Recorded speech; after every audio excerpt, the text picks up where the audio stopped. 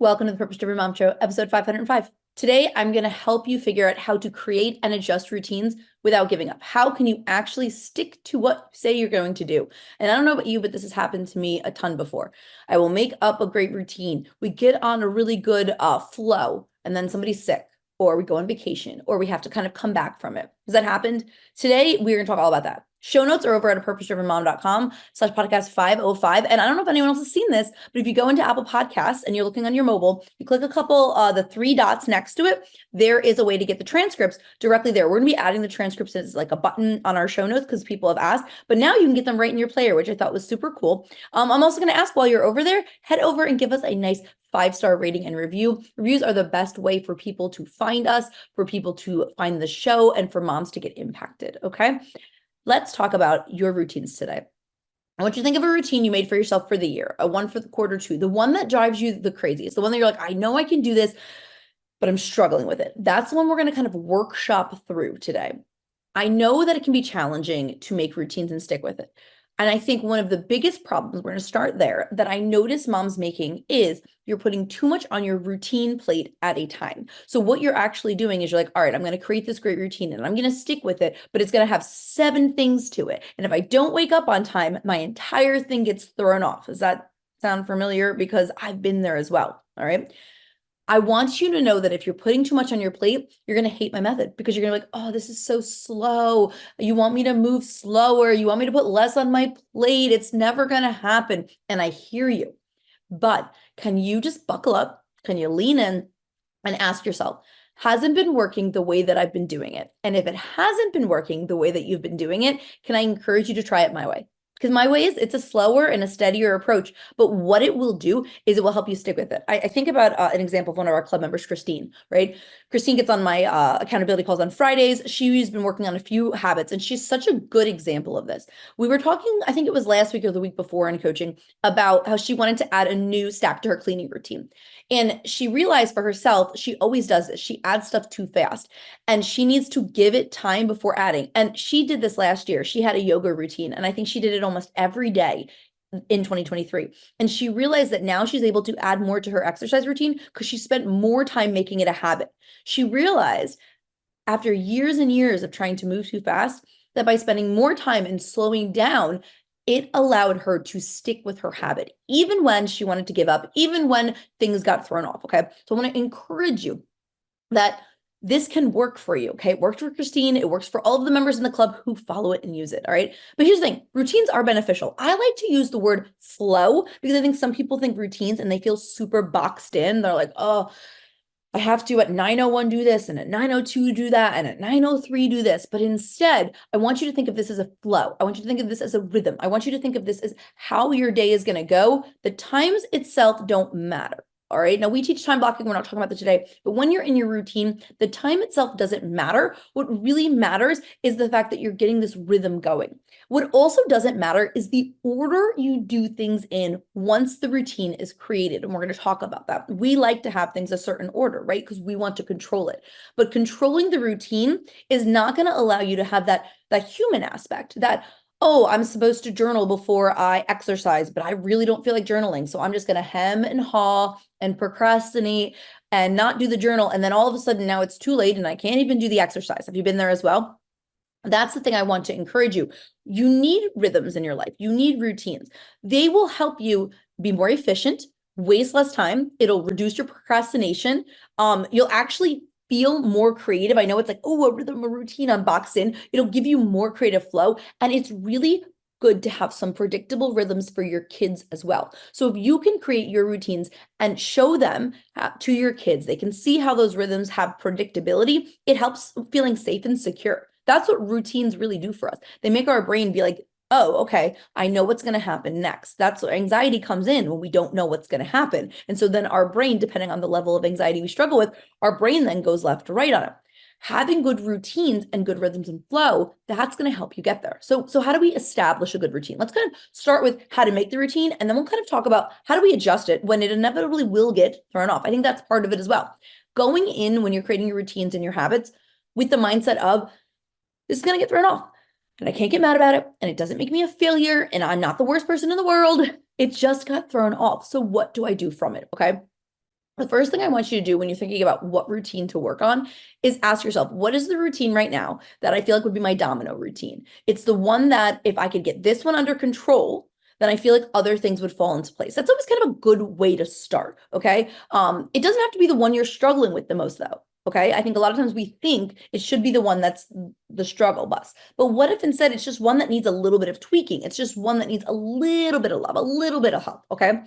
Now, before we even start, what I'm going to encourage you to do is do a time inventory around that time block, around that routine. So if you know it's, let's talk about, in my mind, the hardest time of day after school until dinner, right?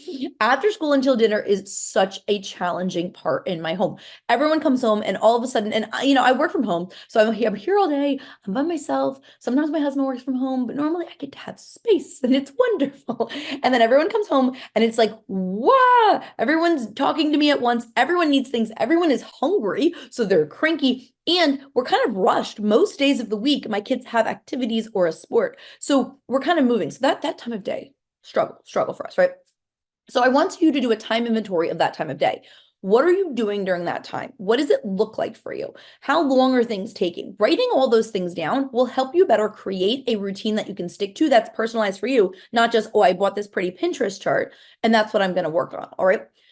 So do a time inventory of your morning routine, your self-care routine, your afternoon routine, whatever it is for you. That's going to give you what's called your baseline. Once you have your baseline, then what you're going to be able to do is you're going to be able to say, okay, if this is my baseline, this is where I'm at, now I can make appropriate goals. What we often don't do is make appropriate goals for our routines. Oh, okay. So let's see, morning routine, right? I want to get up and journal. I mentioned the journaling, right? Because that's something that's been on my list. That is a routine. I'll give you real time. We'll case study that one. We'll workshop that together. That is a struggle for me, right? Is getting that journaling happening for myself. So we automatically go in and we're like, all right, I'm going to journal 7 days a week. But we know that that sets us up for failure. We know that what that is going to do is make us feel inadequate if we miss a day, right? You miss one day, you can't be perfect. And then our brain says, well, I'll just try it again Monday. I'll just worry about it another day. But what if instead you looked at your actual baseline? That's what I want you to do. Say my baseline is 0 to 1. I'm either not journaling or I journal 1 time a week. That's my real journaling baseline right now. It does not make sense to jump to even 5 days a week, let alone 6 or 7. So what if I make my first goal? I'm going to journal 2 days. I'm going to journal 1 day. And I think this is the mindset that we struggle with, is let that be good enough. Let one time be good enough. I was just talking about this with club members on our coaching call. We had a new cohort come in. They're working through the SOAR method. They're learning everything that I teach and they want to go all in, right? They want to watch every video and right away jump in.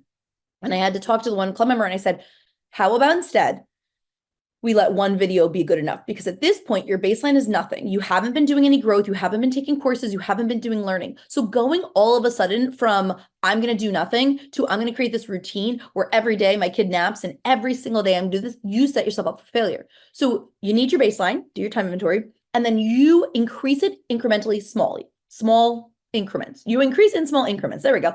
You, I think I made up a word there. You increase in small increments. You say, I'm going to do it 1, I'm going to do it 2, I'm going to do it 3, okay?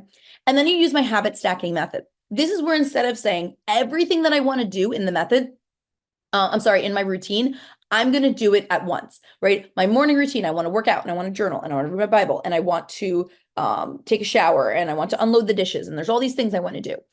Instead of right away saying, I'm going to do all 5, I want you to pick 1, okay? And you do that one for a week. And then after you do that one for a week, you analyze and assess where you're at. Okay, journaling was the first one I picked up. Okay, I journaled 2 times this week. Excellent. Next week, my goal is to journal 3 times. And now I'm going to start adding in a workout 1 time a week. And then the week after, it becomes journaling 4 times, workout 2 times, Bible reading 1 time. So you see, we're slowly going to increase it. What this does is it allows things to become routine and habit. What it also does is it allows you to start to stretch your time, because immediately your brain's gonna be like, I don't have time for this. I don't have enough time to do these things. Well, I'm starting with a 5-minute journal practice, and then I'm adding a 15-minute workout. We're at 20 minutes now, and then I'm going to add in 5 minutes and 10 minutes in the Bible, whatever it is. See how I'm slowly increasing it. It's not going from I don't have any time to now I need 6 hours to do this beautiful morning routine, right? It's this slow and steady increase that's going to make it work. And then also just remembering that consistency over perfection is what you need. Don't forget though, that consistent doesn't mean constant. One of our summit speakers said this and it was beautiful in my head. I was like, yes, because it's not consistent that I do it every day. It's consistent in what I think consistent is. So if I think consistency is 1 time a week, did I do that? If I think it's 2 times, did I do it? Okay. Allowing that over the perfection is going to help you, because otherwise you get stuck in the Monday mentality. I'll just try it Monday. I'll just do it again. Okay. So what do we do if we need adjustments? Each week I check in on my habits. I check in on my routines. Okay.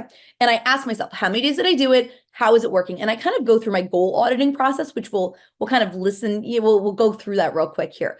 And I ask myself what's working and what isn't. If it's working, I applaud myself. I say 2 thumbs up. Way to go, Cara. I'm glad that you showed up. Let's increase the goal by 1, right? 2 days to 3 days to 4 days, etc. If it's not, I ask myself a few questions. The questions that I ask include, is it the right time of day? Like, did I pick the right time of day for this routine? Because maybe I didn't. Did I break this routine and this goal down correctly? Maybe I didn't. Is it still the right season for me to work on this, right? And then finally, am I struggling with the perfectionism of it all? Because here's the thing I want you to do when you're creating your routine. Once you get to the end of your habit stack, you have 4 or 5 tasks, right? Say we have 4 tasks. And I always give this example because it works with my kids. It took us like 3 months to get my kids' routine together for the mornings so that I am minimally nagging or yelling or like, get it together, go brush your teeth, right? Like it took us a while. And here's the one change I made that was really the most helpful. I sat with them. We talked about it. What do you want the routine to look like? Stuff like that, right? And then I asked them, what order do you want to do things in? Because I was trying to control the order, and the order didn't matter. Now, granted, do I want my kid to brush their teeth before they get dressed? Because case in point, my son always has toothpaste on his shirt. Yes. But if he doesn't want to do it in that order, does it actually matter in the big picture? No, because the big picture is that he gets it done. Use this for yourself as well. If it does not actually matter the order, then allow yourself to be a human being who changes, who has different opinions every day, who feels and is motivated differently every day. Don't worry about the order. So ask yourself, am I getting stuck in this perfectionism of, quote, the order? And then also just check in with your body. Like, how do I feel about this routine? Is it working? Is it not? There's this mix of square peg, round hole, and also just stretching yourself a little bit. So check in. How are you? What is it happening? What's happening? How is it going? If it's not working for you, instead of throwing everything up and blowing it up and saying, well, I just can't do it. What if instead you made tiny little tweaks and you said, all right, what if we tried it in this order? What if we decided that I was going to move this back and not do 4 days and do 3 days and see what works for me? Okay. Experiment, be flexible, allow it to be a rhythm and a flow. I notice this works really well for us because even when we go on vacation, my kids know the evening routine, right? They know jammies, teeth, story, bed, right? You have routines and rhythms in your home right now. I'm sure you do. So look at the ones that are working and ask yourself, why are they working and how can I bring these into my other routines?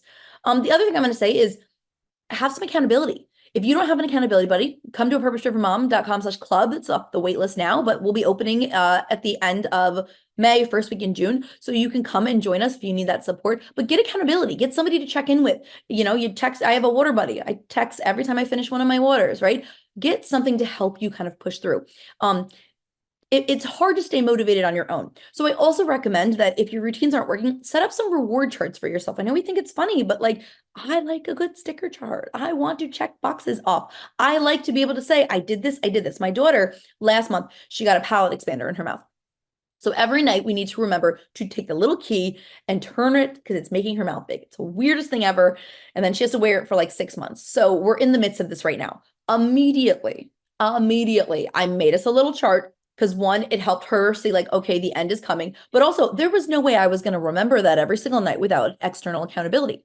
It's okay if you need that external accountability. I think a lot of us think, it's a rhythm, it's a routine, you should just do it. It's a habit, you should just know how to do it. Okay, but I have a lot happening in my brain.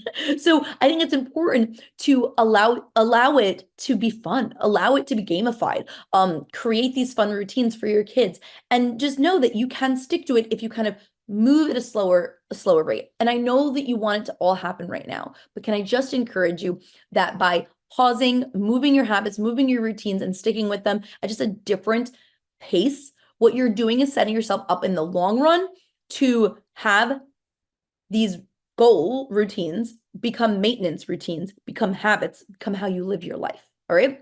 If you have questions, this actually came from a listener question.